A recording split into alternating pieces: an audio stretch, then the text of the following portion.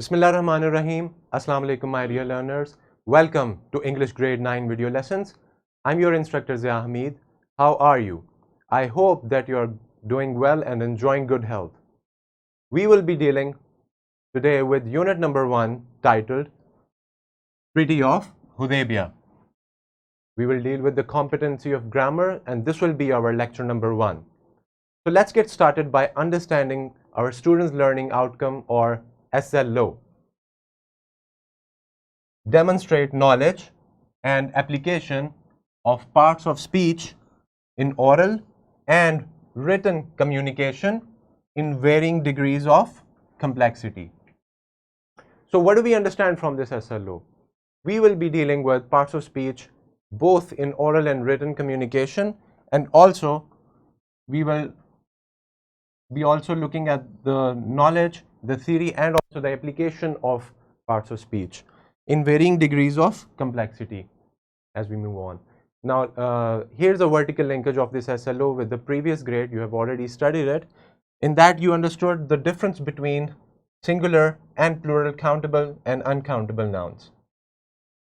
Here, students, in this lecture, we will be dealing with nouns, and also we will be seeing its types as well. Now, let's get started with the name of Allah. Allah says in the Holy Quran in Surah Al-An'am, verse 141, He is the one who produces gardens, both cultivated and wild, and palm trees, crops of different flavors, olives and pomegranates, similar in shape but dissimilar in taste. Eat of the fruit they bear, and pay the dues at the harvest, but do not waste. Surely, He does not like the wasteful. My dear learners, in this verse of the Quran, you can identify so many different nouns. Here, this is a garden is a noun. It's also a plural noun, and it's also a tangible noun. For example, another example is palm trees. A palm tree is something that you can see, and it's also a plural noun here. So also we have an abstract noun by the name of flavors, and here also taste. So you can read this again and identify as many nouns as you can. Now let's move forward with an interesting pre-reading. Recall what you already know about the different building blocks of language. Begin by asking questions such as, can anyone name some basic elements of language? Or what do you think are the key components that make up a sentence? So I hope you understood that what we're going to do. We will be seeing at the building blocks of language, and we will also see the key elements, key components that make up a language, and they are parts of speech. Now let's recall, what are parts of speech? You've been reading it for a long time. I hope you remember most of them. Let's do a revision. Let's brainstorm all the parts of speech and their examples in our mind. I hope that you've done it clearly. Now, let's see a definition of parts of speech. Parts of speech are the basic grammatical categories into which words are classified based on their functions and roles within a sentence. So what we'll be saying, we will be saying the basic grammatical categories, and they are classified on the basis of their functions and roles in a sentence, and obviously that sentence makes up a paragraph and so on, and the whole text. So I hope that you've got the idea. Now let's see that there are some varying degrees. For example, in this sentence, a simple one using a noun, the cat sleeps. This is a simple sentence. But let's see a slightly more complex sentence. The black cat sleeps peacefully on the soft cushioned chair. Now, in this sentence, in this complex sentence, the noun is being modified by using adjectives. And you can modify the noun using adjectives in other parts of speech as well. This will be called a varying, a next degree or some other degrees of complexities that we face in noun. So once you know that how they work and how do you use them, you will be able to identify nouns and use them in any kind of situation. Now, my dear learners, let's begin by seeing the parts of speech. There are 8 parts of speech, namely nouns, pronouns, adjectives, verbs, adverbs, prepositions, conjunctions, and interjections. Here is an interesting activity for you. Now that you've brainstormed about it, read the passage and identify the parts of speech mentioned. And I hope that you will enjoy this activity. So, let's begin by seeing what is a noun. So, a noun is a word used as the name of a person, place, or thing. The term thing here encompasses all objects that we can see, hear, taste, touch, or smell. And number 2, something that we can think of but cannot perceive through the senses that are mentioned here. So, some nouns are tangible and some are intangible as well.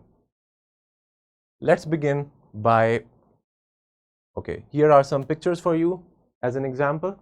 Now, let's see what are some types of nouns. There are common nouns, proper nouns, concrete nouns, abstract nouns, singular nouns, plural nouns, collective nouns, compound nouns, countable and uncountable nouns. My dear learners, singular and plural nouns will be discussed in the next lecture in detail. Now let's begin by understanding and see the real-time application of these other types of nouns in the next slides. So, common nouns are basically words that refer to undefined or generic, or you could say general people, places, or things. For example, the girl rode her bicycle to school. In this sentence, girl and bicycle are common nouns because they refer to general, non-specific entities. Now let's move forward to proper nouns. As you know that they are specific persons, thing, place, or idea. These words should be capitalized. For example, Saeed received an email from his aunt Ayman, who lives in Bahrain. These highlighted red bold words are basically proper nouns. Saeed is the name, a specific name of a person. He is a person, an individual. Ayman, his aunt, is also an individual, a person, and she lives in Bahrain, which is a specific country. So all these are proper nouns. Now let's see concrete nouns. Concrete noun is something that can be perceived through the 5 senses. If you can see, hear, touch, taste, or smell something, it uses a concrete noun. For example, camera, this water can, this table, we can touch these things. And also, let's take an interesting example. The smell of freshly baked bread filled the kitchen. This bread is also, you eat it, you perceive all these things through your senses, hence they are concrete nouns. Now, on the contrary, abstract nouns are intangible. Intangible means you can't touch them, you can't feel them through your 5 senses that we mentioned in the previous slide. So they are ideas that can't be perceived with the 5 senses, such as, for example, some social concepts, political theories, and character traits, personality traits. All these are examples of abstract nouns. Also, for example, we have love, freedom, truth, intelligence, patience, ability, and etc. All these are things that can be, you can think about them, you can feel them internally in your conscious, but you can't perceive through the 5 senses. All right, here his kindness touched everyone he met. So Kindness here is also an abstract noun. Let's move forward to collective nouns. Collective nouns, a collective noun is a noun that functions as a singular noun while referring to a group of people or things. For example, here this one word, a singular word, family, refers to a group where you have father, mother, your siblings. Similarly, pile of books, bunch of keys, pride of lions. Let's take an example. A swarm of bees buzzed around the hive. A swarm is also a one word, but it represents a group of bees. So all these examples are very clear. Now, compound nouns. A compound noun combines one or two words into one. For example, toothpaste, ice cream, sister-in-law. So toothpaste is also one word combined by two words. Ice cream, sister-in-law. And one important thing is that there are three ways you can write a compound noun. The examples are given here. Combining the two words, giving a space between two words, and using hyphens, one or more than one hyphens in a compound word. So these are three different kinds of compound words that you will see, and you can use them in your writing. Let's take an example, including all these three in one. After the snowstorm, the city's snow clearing equipment worked tirelessly to clear the streets, including snow plows, salt spreaders, and snow removal trucks. So we have this joined two words compound noun. This one is having a hyphen, and this one is having two words with a space. So countable nouns, as suggested by the name, that they are the nouns that you can count. For example, the company hired 10 employees. Employees can be counted, yes, to work on the project. So countable nouns can be counted. On the contrary, uncountable nouns that we have here, they are uncountable. For example, the chef added a pinch of salt. Salt cannot be measured like we measure the number of people. So hence we have some different words to present or count countable and uncountable nouns. Now, my dear learners, we have some words and phrases that we use before the countable and uncountable nouns to identify or to give an idea about the amount or number of it. Let's see. Quantifiers are words or phrases used before countable and uncountable nouns to express the quantity or number of something. 5, for example, in this phrase, 5 men. 5 here is a countable noun. This is a quantifier. Some students pass the exam. Some here is a quantifier. There is much debate about the new law.